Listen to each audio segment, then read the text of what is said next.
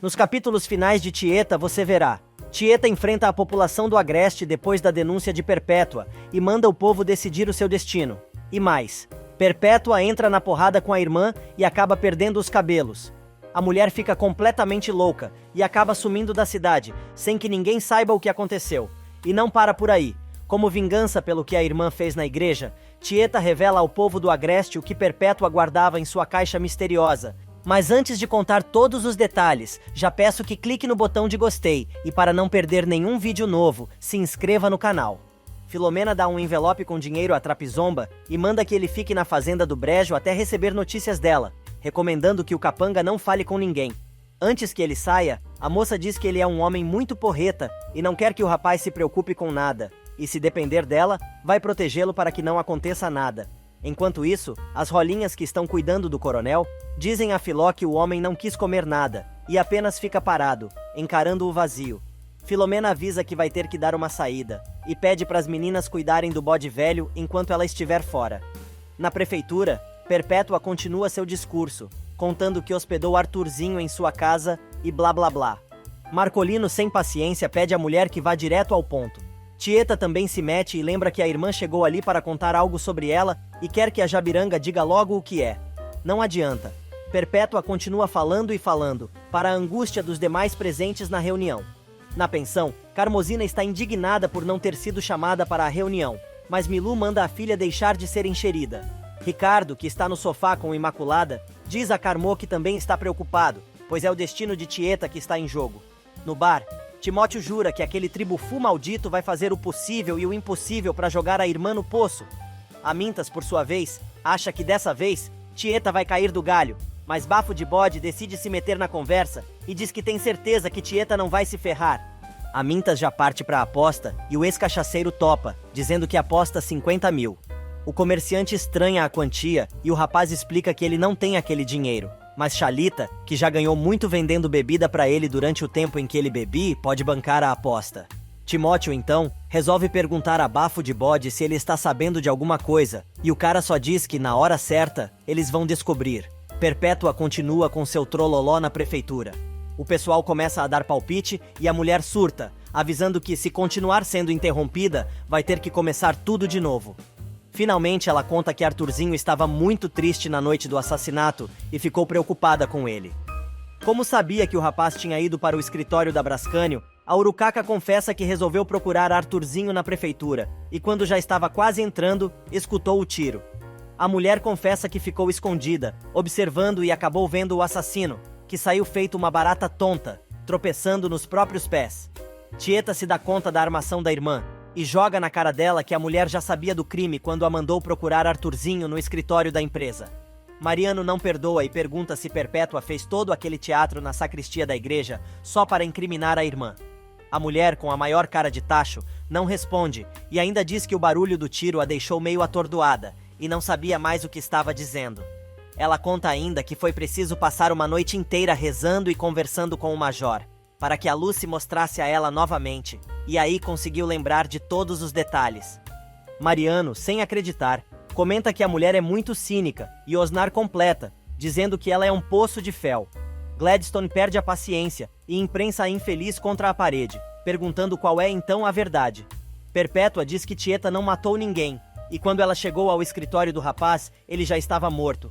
O prestamista, então, quer saber quem é o assassino e Perpétua cria ainda mais mistério, piorando o clima, quando começa a encarar um por um dos presentes. Na hora que vai contar, Filomena entra porta adentro e diz que não adianta nada eles ficarem sabendo que matou o filho do coronel, pois ele fugiu. Perpétua tenta desdizer a moça, mas ela conta que o assassino é Trapizomba, e antes dele fugir, pediu para entregar aquela bolsa a ela. Filomena alega que não sabe o que tem ali dentro, mas aconselha a morcegona a olhar. Quando abre a bolsa, a mulher arregala os olhos e engole a língua. Tieta quer saber o que tem na maleta, e a mulher, agarrada à bolsa de couro, diz que são apenas santinhos. Muito nervosa, Filomena pede que ela confirme que o assassino é Trapizomba, e a mulher acusa o capanga. Leôncio corre pro bar e conta que Tieta é inocente. Bafo de Bode começa a rir e Amintas perde a aposta. O rapaz aproveita e diz ao comerciante que agora ele lhe deve 50 mil, e até o turco comemora. Para completar, Bafo de Bode diz que o sujeito vai ter que pagar o que apostou. Na pensão, onde a notícia já chegou, Carmosina diz que fez sentido o capanga do coronel ter matado Arthurzinho. Imaculada, por sua vez, diz que conhece bem Trapizomba e sabe que ele não é de levar desaforo para casa, levantando a hipótese de Arthurzinho ter destratado o rapaz, o deixando indignado. Do lado de fora, Jairo comenta com Sinira e Amorzinho, enquanto conserta mais uma vez a Marinette, que existem detalhes importantes que todos estão esquecendo naquela história. A viúva lembra que o capanga sempre foi pau mandado do coronel e nunca fez nada sem as ordens do patrão. Sinira, então, acaba se dando conta que foi Tapitanga quem mandou o capanga matar seu filho. E na prefeitura, para tornar a história mais convincente, Filomena explica. Quando o coronel ficou sabendo das mentiras de Arthurzinho, ele ficou muito doente e começou a delirar. Por isso, Trapizomba, que gosta muito do patrão, e sabendo que o único culpado pelo estado dele era Arthurzinho, não aguentou e resolveu ir atrás do rapaz para pressionar o moço a ir embora, pois achava que assim estaria ajudando o coronel. Mas o moço riu na cara dele e disse que não ia embora de jeito nenhum e que estava morrendo de felicidade por ver o pai naquele estado. Aí, Trapizomba não aguentou e deu um tiro certeiro nele. Gladstone quer saber como a moça sabe de tudo, com tantos detalhes. Ela responde que o capanga, antes de fugir, contou tudo a ela. Não satisfeito, o prestamista pergunta a Marcolino o que ele acha de tudo aquilo, e o advogado diz que, embora aquela história só tenha validade jurídica com o depoimento de Trapizomba, tudo o que Filó falou faz sentido. Modesto completa, lembrando que o capanga tem mesmo cara de assassino. Ascânio se pronuncia e diz que agora que o crime está esclarecido, a coisa toda fica por conta do delegado que já está chegando, e se ele quiser, que vá atrás do criminoso. Perpétua, que não larga a bolsa, pergunta se já pode ir embora e sai, sem olhar para trás. Filomena encontra Perpétua e sua mala na igreja, e diz que queria muito agradecer a ela. A mulher responde que não fez nenhum favor, e apenas confirmou uma história, lembrando que as duas vão ter que contar a mesma coisa para o delegado, e não é bom que as vejam conversando. Tieta chega em casa, e conta a Tonha sobre o desfecho do babado, mas Osnar aparece, interrompendo a conversa. Leonora então diz a Tonha que é melhor deixar os dois sozinhos. A Cabrona quer saber se ela tivesse sido considerada culpada e estivesse na cadeia, ele não estaria ali, mas o moço jura que, se isso tivesse acontecido, iria mover céu e terra para tirá-la de lá, só para poder tê-la em seus braços outra vez. Nesse meio tempo, Amintas paga a aposta a Bafo de Bode e diz que não se conforma, pois há mais de 10 anos não perdia uma aposta e, consternado, reclama que foi perder justamente para Bafo de Bode. Carol aparece no bar para falar com Timóteo e o local fica em absoluto silêncio. A moça, sem jeito, diz a ele que os dois precisam falar sobre a conversa que tiveram na noite anterior e queria avisar que a Marinette está para partir para a esplanada. Na praça, Sinira se despede do marido, dando um monte de recomendações. Tonha também se despede da filha, pedindo que ela tome cuidado e faça tudo o que Ninete disser. De repente, Timóteo aparece na praça e, aos berros, manda Elisa voltar para a casa. A moça enfrenta o ex e diz que já se decidiu e não pretende voltar atrás. Mas o cara avisa que também tomou uma decisão e vai fazer com ela o que deveria ter feito há muito tempo, e diz que se ela entrar na Marinette, vai tirá-la de lá na base da porrada. Tonha tenta se meter, mas Timóteo pede a ela que não interfira, pois mimou Elisa demais, e se virando para a ex-mulher, pergunta se ela vai ou não respeitar sua vontade. Sem responder, Elisa entra na Marinette e o rapaz a agarra com força. Começa o arranca-rabo ao som dos gritos dos passageiros. Furioso, Timóteo rasga toda a roupa de Elisa. Jairo tenta conter o amigo, mas ele manda o gordinho não se meter, ou ele também vai sentir o peso de sua mão. Jairo argumenta que os passageiros estão esperando, pois ele já está atrasado, e despedindo-se da esposa, entra no carro. Elisa fica arrasada nos braços da mãe, enquanto Timóteo continua gritando e diz: "Volte para casa e se ponha decente, porque você já envergonhou seu marido demais." Elisa pede ajuda à mãe, e ela diz que naquele momento, o melhor que a moça tem a fazer é ir para casa com o marido, para que os dois possam conversar. Minutos depois, Timóteo arrasta a esposa pelo braço até o quarto e Elisa, furiosa, jura que o cara vai passar a vida inteira vigiando a Marinette, pois quando ele menos esperar, ela vai fugir. E o engomadinho responde: "Não vai não, porque depois do que eu vou fazer contigo, você vai ficar muito tempo sem poder sair de casa. Tire a roupa." Elisa pergunta se o marido está louco, mas ele ataca a mulher e diz que se ela não quer tirar a roupa, Ele mesmo tira e começa a despir a moça, que grita sem parar. Mas o sujeito não desiste e diz: "Você sempre não se queixou que eu lhe servia apenas o arroz com feijão? Pois muito bem. Agora vou lhe servir um banquete que eu costumava destinar apenas às quengas. E só vou parar quando você estiver farta e ter um ataque de indigestão." Ele pega Elisa no colo e a coloca na cama. Tirando a calça, o rapaz diz: "Agora você vai ver com quantos paus se faz uma canoa." Na casa de Tieta, Osnar não entende porque a mulher, depois do lesco-lesco, resolveu se arrumar e dizer que vai sair. A cabrona manda o namorado esperar por ela debaixo dos lenços, alegando que o assunto é urgente, mas não vai demorar. Filomena chega à fazenda e as rolinhas dizem que o coronel está muito triste e não se mexeu da cadeira. Perpétua, por sua vez, chega em casa agarrada à mala que recebeu de Filomena e avisa a Araci que não quer ser incomodada. Já em seu quarto, a mulher abre a maleta e começa a jogar as cédulas que ganhou para cima, esparramando tudo em sua cama. Depois, ela dá um mergulho de cabeça na montanha de dinheiro e continua se divertindo, quando escuta uma gritaria e percebe que é Tieta, procurando por ela. A cabrona invade o quarto e pega a irmã em flagrante. Rindo e mirando a grana espalhada no local, Tieta diz: "Então eram esses os santinhos que Filó entregou a você na prefeitura. Eu bem que desconfiei que aquela história estava arrumadinha demais. Gente, não foi Trapizomba quem matou Arthurzinho, e você vai me dizer quem foi." Perpétua percebe que o dossiê de Tieta está aparecendo por baixo das cédulas de dinheiro e resolve dar um jeito na situação antes que a irmã descubra. Ela, então, pergunta a Tieta se ela vai embora de sua casa, se disser a verdade, e a mulher concorda. A Jabiranga, então, pede que as duas conversem na sala e vai conduzindo a irmã para fora do quarto, com suas asas de urubu abertas. Enquanto isso, Tapitanga, que está imóvel sentado em sua poltrona, se recorda da noite do crime, quando ele disparou contra o próprio filho. Na ocasião, ele disse a Arthurzinho que o filho que ele era carta fora do baralho, pois está velho e não vale mais nada. Ele se lembra ainda de ter dito o seguinte: "Você sabe muito bem que desde que sua mãe morreu, naquele dia maldito, eu morri um pouco com ela. Desde então tenho purgado a minha culpa, carregado o meu remorso e me amaldiçoando por ter levado Mirandinha a fazer o que fez." O bode velho ainda se lembra das palavras do filho, que o acusou de ser culpado de tudo, e por isso tinha mesmo que estar pagando. Naquela noite, Arthurzinho, cheio de ódio, diz também ao pai que se ele está com remorso, é porque sua culpa foi grande. Antes do crime, a discussão entre os dois fica ainda mais acirrada, e o coronel chegou até a perguntar ao rapaz o que ele fez para se livrar de sua culpa, pois descobriu tudo o que o filho fez.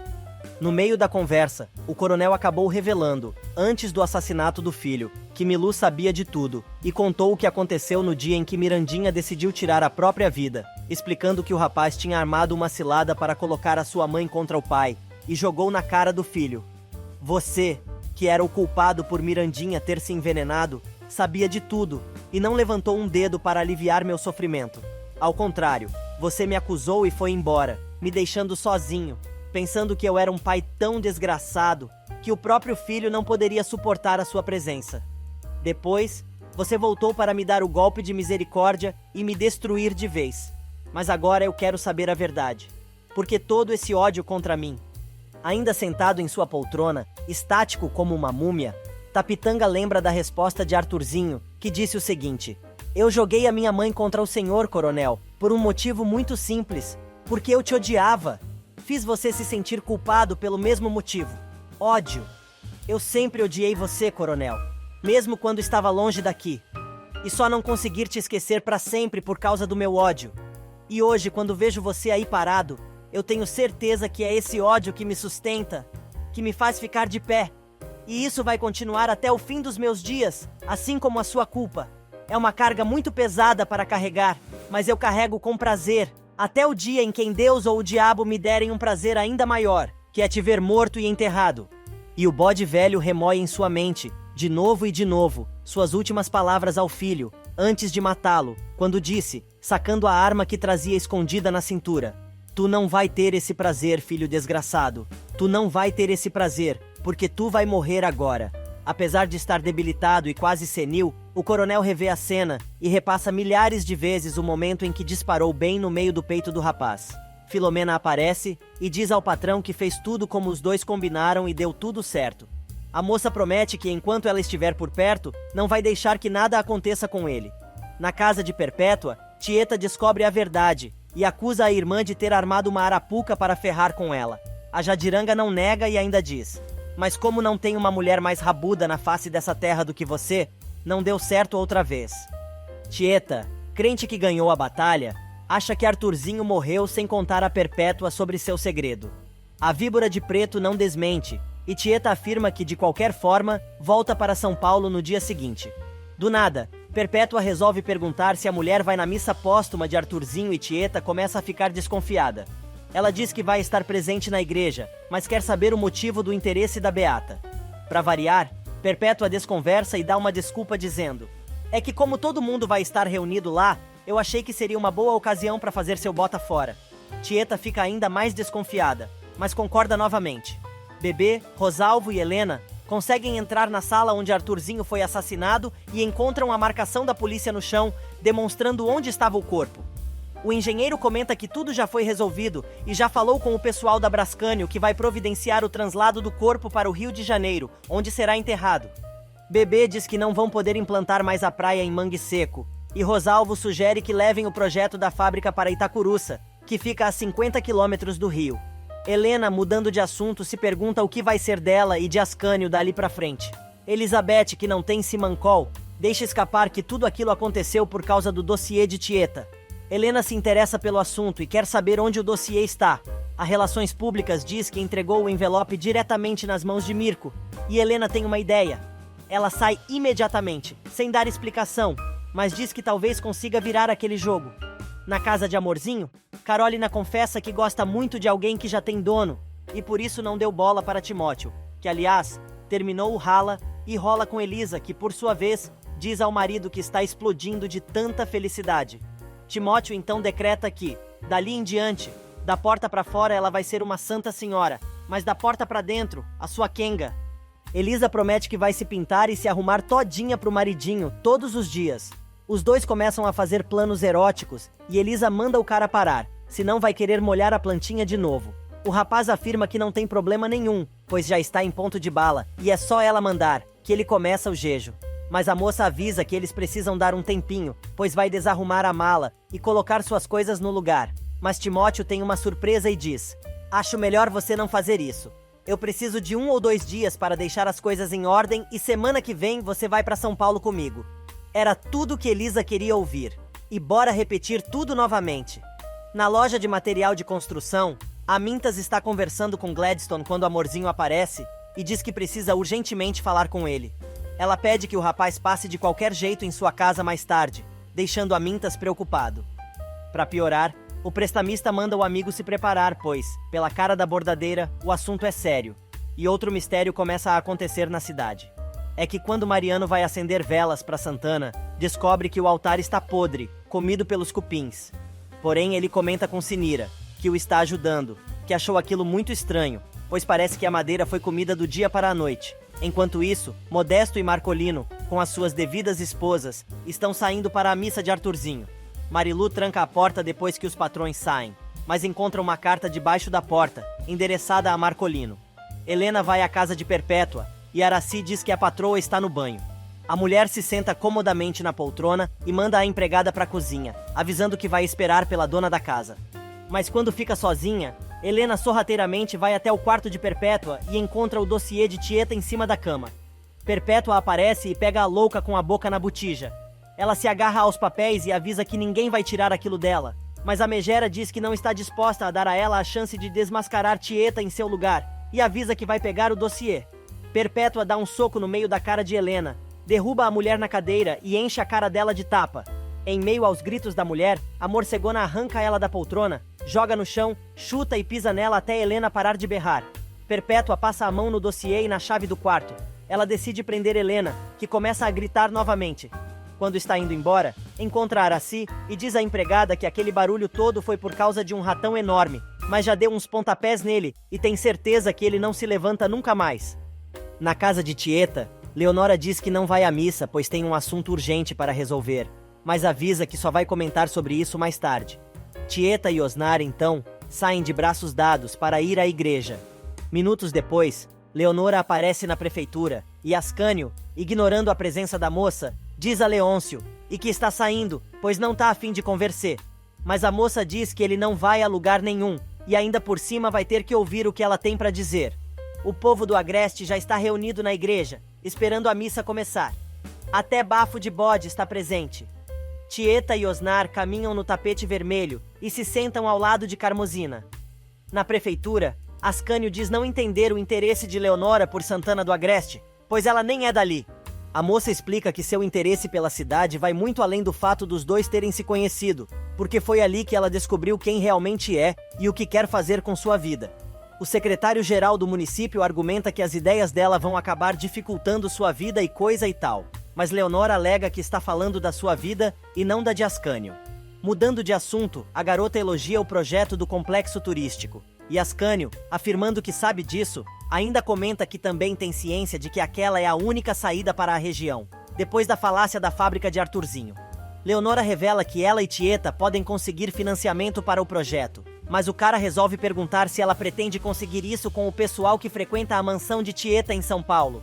A moça se irrita e diz que acha melhor ele deixar o ressentimento de lado e voltar a pensar no bem da cidade, avisando que vai conseguir implantar aquele projeto, quer ele queira ou não.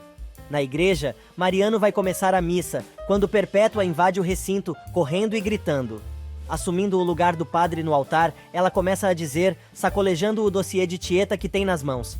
A cidade inteira vai ouvir o que eu tenho para dizer e vai tomar suas decisões. Essa aí que se diz minha irmã está ofendendo a moral e os bons costumes dessa cidade desde que chegou aqui, porque se faz passar por santa, mas não passa de uma pecadora, e posso provar.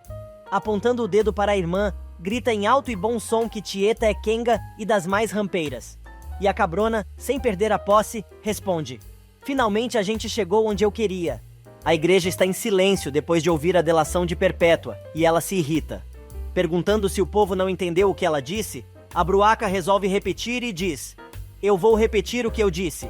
Essa aí que se diz minha irmã é conhecida em São Paulo como Antoinette, e é dona da mansão de Higienópolis que tem esse nome pomposo, mas não passa de um rendezvous.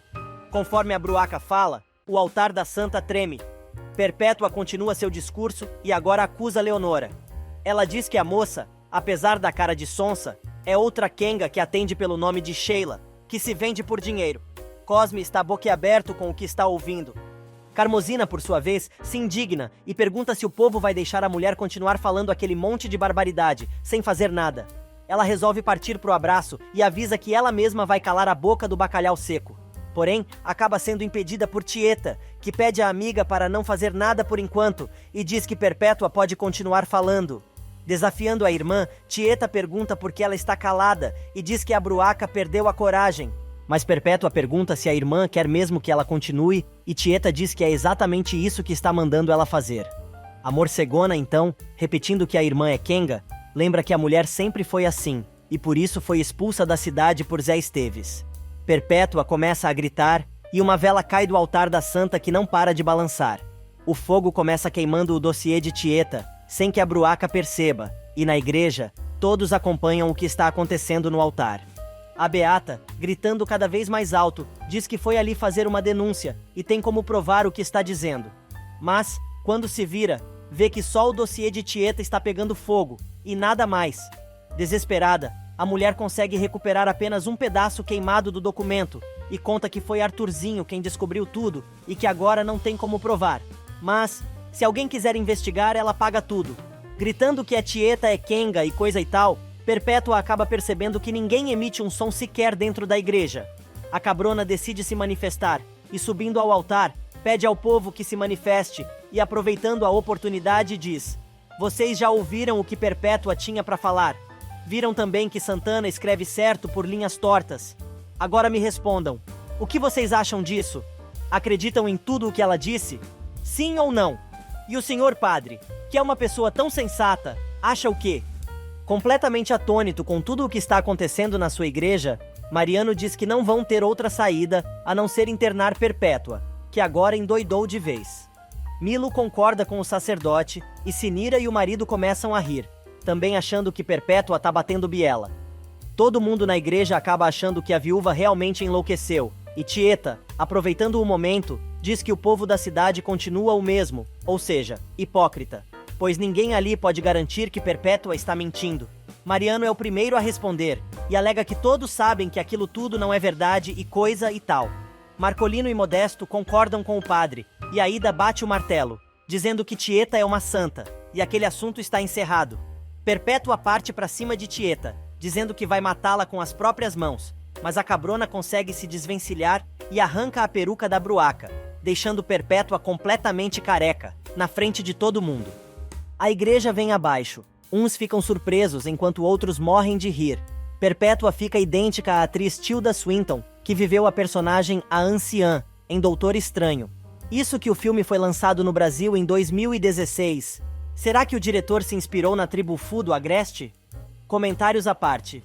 Bafo de bode é o que mais se diverte com a história. Agora louca de verdade, a peçonhenta começa a falar que seu cabelo era tão bonito e muito sedoso, lembrando que o Major adorava aquilo.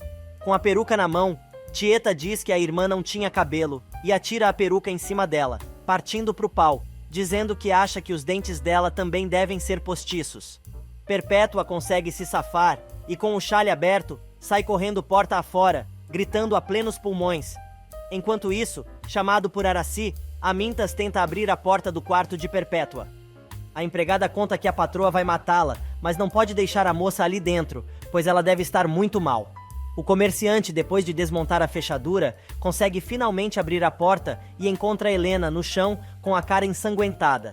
O rapaz a ajuda a se levantar e devagarinho a leva pelo braço, avisando que vai com ela até a farmácia de Bento, mas quer saber o que aconteceu. Perpétua chega bem na hora em que eles estão saindo, e sem dizer uma palavra, arranca a vassoura de Araci, expulsando todo mundo de sua casa avassourada, enquanto Amintas tenta proteger Helena com o corpo. Sozinha, a mulher, completamente louca, monta na vassoura e tenta voar, mas ao ver que não deu certo, ela começa a varrer o chão até que vê uma luz saindo de seu quarto. A doida entra e enxerga o fantasma do Major esperando por ela. Perpétua diz que esperou aqueles anos todos para que aquilo acontecesse, e sabe que o falecido marido está ali para buscá-la. A assombração estende a mão e a mulher pega, desaparecendo no espaço com a alma penada. Em casa, Tieta conta a Milu e Carmosina que a irmã sumiu e parece que ela foi vista pelas bandas de São Gonçalo, mas ninguém tem certeza. Curiosa, Carmosina larga um verde e diz à amiga que achou que ela iria revelar o que tem na tal caixa branca misteriosa de Perpétua. Tieta, entendendo a mensagem, leva Carmô para desvendar o mistério, mas ela acaba se decepcionando ao ver o que tem dentro da caixa. Na verdade, o babado virou exposição, pois a turma toda da cidade resolveu fazer fila para ver o segredo da tribo Fu. Cada um que passa pela caixa faz seu comentário, mas Timóteo se pergunta o que a mulher fazia com aquilo. A última a entrar é Milu, que diz a Tieta que ela deveria dar um sumiço naquela coisa, e a cabrona diz que vai enterrar tudo ao lado do Major, que é para ver se, finalmente, o coitado descansa em paz. Nesse meio tempo, Amorzinho diz a Amintas que não quer mais se casar. Feliz da vida, a viúva confessa que foi muito bom passar a noite com ele, pois fazia muito tempo, e as teias de aranha já estavam tomando conta do local, porém, não quer saber de se unir a ninguém.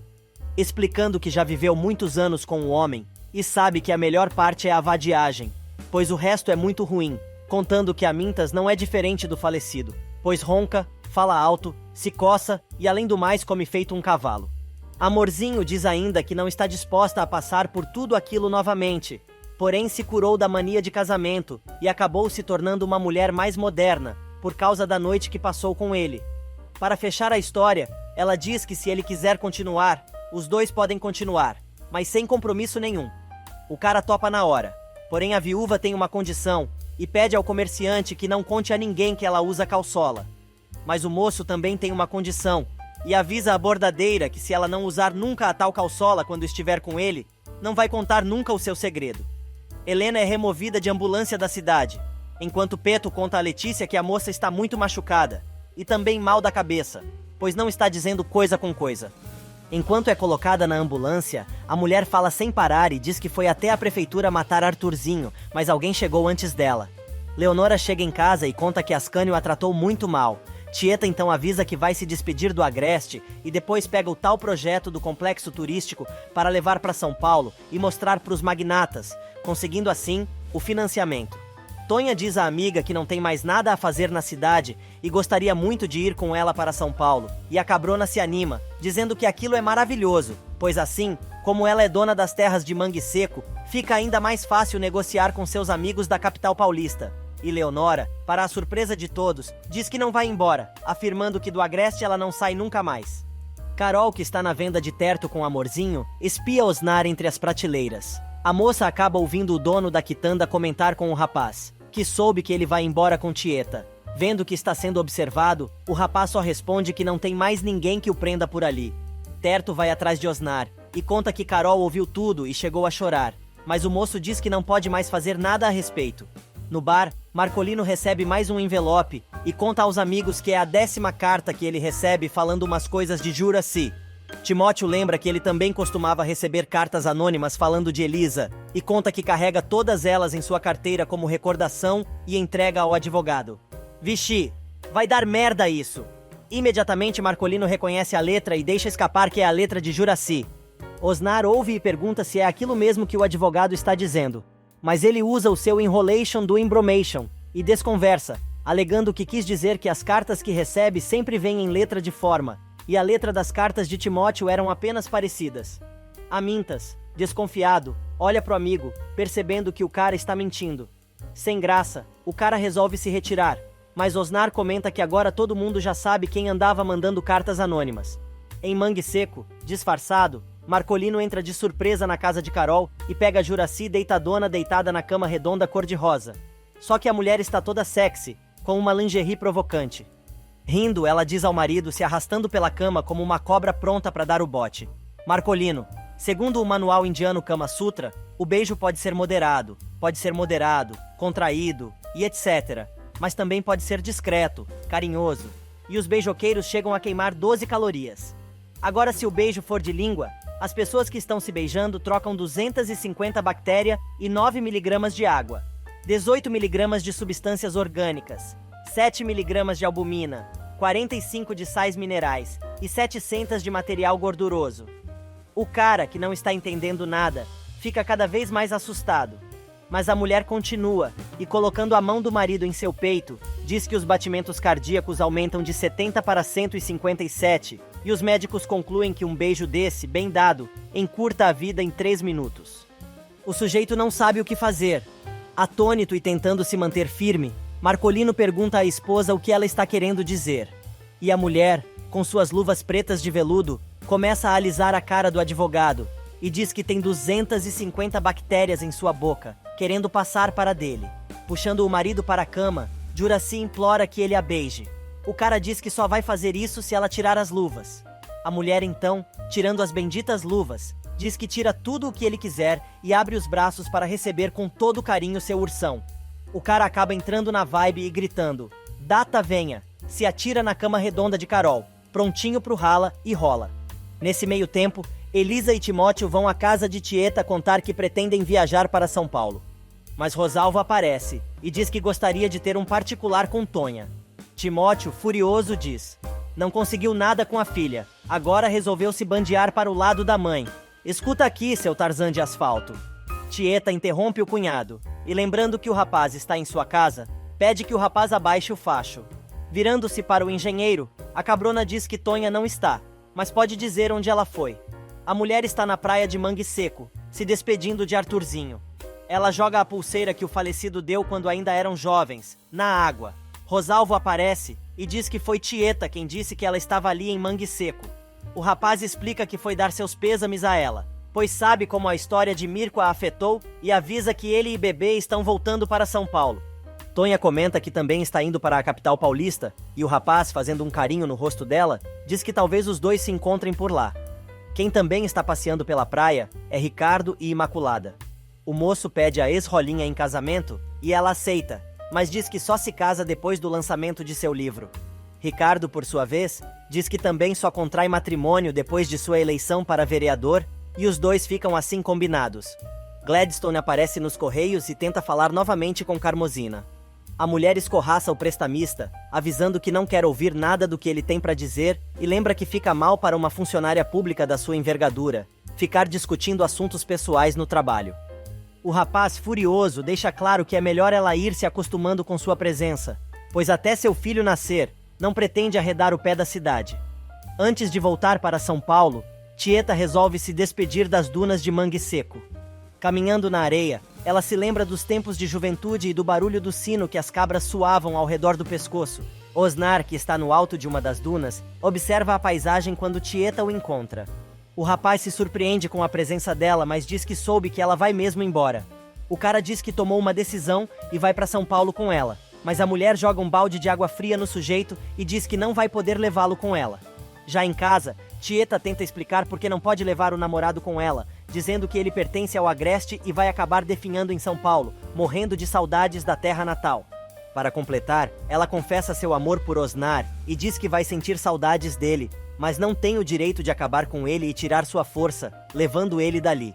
Osnar, então, diz que estava disposto a ir embora, mas estava cismado, e agora, depois de ouvir tudo aquilo, se deu conta que ela tem razão, e seu lugar é no Agreste. Os dois se despedem com um beijo apaixonado e muita tristeza. Antes do cara ir embora, Tieta confessa tudo aquilo que Perpétua disse na igreja, tirando a dose de veneno que ela destilou em cada palavra. É verdade. Osnar, então, conta que não imaginava aquilo, mas já imaginava que existia algo no passado da moça. Ela pede, chorando, que o rapaz tenha cuidado ao falar de seu passado, pois se orgulha muito dele e conta: quando eu fui expulsa daqui, me sentia como uma cadela vira-lata de beira de estrada meio morta. Coitada de uma menina que não tinha como se virar, não sabia se virar, não sabia para onde se mexer.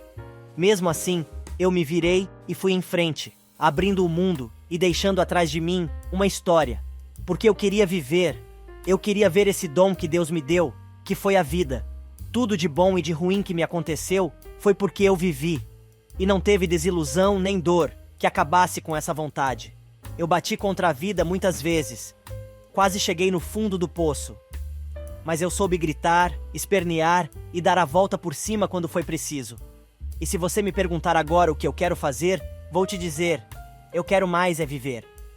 Sendo sincero, Osnar diz que não precisa medir suas palavras, pois o que Perpétua disse ou deixou de viver, para ele, não tem a menor importância, e o que importa mesmo é que ele tem muito orgulho de ter conhecido a cabrona e de ter sido dela. Leonora aparece na sala e pega Tieta chorando. Tudo o que a moça pode fazer naquele momento é dar um abraço na madrasta. No dia seguinte, já com as malas prontas, Tieta pede a Carmosina que dispense o povo, pois não gosta de despedidas. A funcionária pública explica que a galera está querendo homenageá-la, pois afinal de contas, foi ela quem trouxe a luz para aquele final de mundo. Carmo diz que espera que a amiga volte mais vezes, pois acha que ela não está indo embora com ódio da cidade. Tieta explica que finalmente conseguiu se livrar daquele peso e promete voltar, principalmente por causa do bebê que a amiga está esperando. Na casa de Amorzinho, enquanto a Minta se dedica a encher a mulher de beijinhos, ela quer saber por que Tieta decidiu não levar Osnar para São Paulo. O comerciante responde que Tieta sabe que no Agreste, Osnar é uma atração turística, mas depois ele conta tudo a ela. Ele diz ainda que o amigo em São Paulo não vai passar de mais um nordestino perdido, mas o rapaz ficou muito triste. Amorzinho corre para Mangue Seco e conta tudo para Carol, mas a moça diz que não quer mais saber de homem nenhum na sua vida. Algumas horas mais tarde, caminhando pela praia, Carol diz a Osnar que fez uma promessa e pretende cumpri-la até o fim. Conformado, o cara diz que se ela decidiu tirá-lo de sua vida, só tem que aceitar, mas quer pedir um beijo de despedida. A moça enrola, mas acaba cedendo, e mesmo que ela tenha dito que era só um beijo, Osnar aproveita e mete aquele beijo, que dura milênios. Mas, quando a coisa termina e ele resolve ir embora, Carol o pega pela mão e agora é ela quem mete o maior beijão de língua no rapaz. Depois do feito, quem quer ir embora é Carol, mas o joguinho continua e o rapaz a segura pelo braço, mas dessa vez, os dois caem na água, cedendo aos seus anseios. Como crianças, os dois brincam nas dunas e se divertem, depois da situação difícil que viveram. Carol resolve perguntar se o rapaz não teria uma recaída caso Tieta voltar para o Agreste. Osnar confessa que depois da última conversa que teve com a cabrona, descobriu que o que sentia por ela era algo mal resolvido da adolescência, mas agora tem certeza que isso já passou. E bora rolar na água novamente, até o sol se pôr. Filomena e Arthurzinho se casam e Mariano celebra a cerimônia, muito a contragosto. O bode velho, demente, perambula pela casa indo para seu quarto. Enquanto isso, em uma praia em Natal, Laura, Silvana e o comandante vivem intensamente seu trio amoroso. Dário escreve uma carta a Carmosina, que já está com o maior barrigão, dizendo que Silvana está grávida, e a mulher se espanta, comentando com a mãe que deveria ser Laura. Mas o cara conta ainda, na carta, que está esperando 2 filhos, pois as suas 2 mulheres estão prenhas e ao mesmo tempo. O tempo passa, e Carmosina finalmente dá à luz a uma menina. A mulher diz que a garota vai se chamar Vitória, e Milu avisa que o pai está do lado de fora. A nova mamãe se recusa a ver Gladstone, mas Milu insiste e ela decide permitir que o cara entre em seu quarto, mas avisa que é apenas para dizer adeus. O prestamista, então, fica encantado ao ver a filha que acabou de nascer e pede para segurar o bebê. Carmo diz que não vê motivo, pois o sujeito não vai mais ver a menina, dizendo que não sente mais mágoa nem rancor do sujeito, pois ele a fez conhecer o amor, que era verdadeiro e forte até descobrir que foi enganada. Ela diz ainda que ele deu a ela vitória, e se ainda houver alguma dor, sua filha vai curá-la. Resumidamente, Gladstone resolve contar a sua história, dizendo que passou por muita coisa e chegou ao fundo do poço, mas Tieta o salvou e ele decidiu montar a Arca dos Sonhos como uma forma de agradecer todo o bem que tinha recebido. Carmo não consegue conter as lágrimas e o cara continua falando. Agora ele afirma que o destino acabou o levando para aquelas paragens, quando teve o privilégio de conhecê-la e de ser amado por ela. Olhando para a filha, ele diz ainda que agora está diante de um sonho realizado e pede a Carmosina que permita que ele lhe mostre um amor verdadeiro, sem fingimentos, pois quer repartir com ela a felicidade de ver a garota crescer. Para completar, Gladstone diz que, assim como ele foi o primeiro homem da vida da funcionária, quer que ela seja a última mulher da sua. Carmosina acaba cedendo e dá vitória para o moço segurar, dizendo à criança que aquele é seu pai. Gladstone não aguenta e começa a chorar convulsivamente no colo de Carmo, com a filha nos braços. Os dois finalmente fazem as pazes e começam uma nova vida. Na igreja, rola o batizado de Júnior. O padrinho é Osnar e Modesto, feliz da vida, pega o menino, dizendo que já o registrou em cartório. Bebê aparece e diz que jamais iria perder a inauguração da fábrica de vestidos. Modesto, por sua vez, diz a Aida que é o homem mais feliz da face da terra. Na praça, uma nova estrangeira chega à cidade. Jairo conta a Sinira que a moça não falou nada e só comentou que não estava muito bem de saúde. Perica, que está ajudando a mulher com a bagagem, enche a coitada de pergunta e consegue descobrir que o local foi indicado pelo procurador da moça, que também alugou uma casa para ela, mas só aparece de vez em quando. O barqueiro leva a forasteira até a antiga casa de Laura e do comandante. A moça pede para ficar sozinha, alegando que está muito cansada. E adivinhem quem está esperando pela nova Teuda e Manteuda? Exatamente, Modesto Pires. Para não perder o hábito, ele manda a recém-chegada sentar na sua perna e parte para o abraço. Na prefeitura, Leonora está a milhão com o projeto do complexo turístico. A maquete fica pronta, mas quando estão colocando sobre a mesa, ela quase cai e Ascânio corre para ajudar, mas acaba segurando a mão da ex. Pinta o clima novamente entre os dois que ficam estáticos, olhando um para o outro. Ricardo percebe e diz que precisa ir a Buraco Fundo fazer uma panfletagem e sai, levando os ajudantes com ele. Leonora diz que o local vai ficar lindo e coisa e tal, mas o secretário-geral do município prefere dizer que desde que os dois se separaram, ele não saiu com nenhuma outra mulher e alega que quer a sua de volta, dando o maior beijão na garota. Os dois acabam parando na cama do rapaz, como era de se esperar. A moça resolve dizer que homens como ele são raros, e ele diz que se sente muito incomodado com isso. Leonora diz que o rapaz deveria se orgulhar disso, pois se existissem outras pessoas como ele, o mundo seria muito melhor e acaba declarando seu amor pelo rapaz, sendo imediatamente correspondida. Elisa e Timóteo chegam de viagem em seu carro novo, e são recebidos por Gladstone, Carmosina e a bebê, que agora já tem alguns meses de idade. O dono do armarinho diz que da última vez que ele e a esposa estiveram em São Paulo, Tieta prometeu voltar à cidade para a inauguração do complexo turístico. Nesse meio tempo, Tonha está curtindo a maior vibe andando de ultraleve com Rosalvo pela orla de uma linda praia. E Filomena, assumindo o lugar de Tapitanga, agora também tem seus rolinhos. A mulher chega em casa e faz a chamada. Os rapazes aparecem em fila, para a felicidade dela. Agora ela quer saber das rolinhas que herdou do coronel. As meninas aparecem acompanhadas de seus maridos e Leôncio é um deles. Todas elas estão grávidas. Elas contam que o bode velho está trancado no quarto e não sai de jeito nenhum. Na verdade, o velho tá batendo pino cercado por rolinhas de verdade, e não consegue falar coisa com coisa, mas recita o nome de todas as meninas que perdeu, inclusive Imaculada. Alguns dias depois, chega a hora do casamento de Ricardo e Imaculada. Quem conduz a noiva até o altar é Osnar. Mariano celebra a missa, auxiliado por Cosme, e até Tieta está presente. Tonha e Rosalvo também aparecem na cerimônia. Chega a hora da troca dos votos e alianças. O matrimônio chega ao fim, e a igreja, lotada, explode em palmas. Os dois partem pelas dunas de mangue seco num alazão branco, igual ao sonho que a ex-Rolinha sempre alimentou. Os mosqueteiros, já no bar de Chalita, comemoram suas vitórias. A cidade agora está super movimentada, cheia de turistas por todos os lados e com uma feirinha típica da região. Ascânio resolve fazer um discurso e diz que nada disso seria possível sem a colaboração dos capitalistas do Sul e de Tieta do Agreste. Leonora, incomodada, pede ao namorado que pare com o lero-lero, mas ele diz que só estava treinando para a inauguração do complexo turístico se tiver a oportunidade de falar.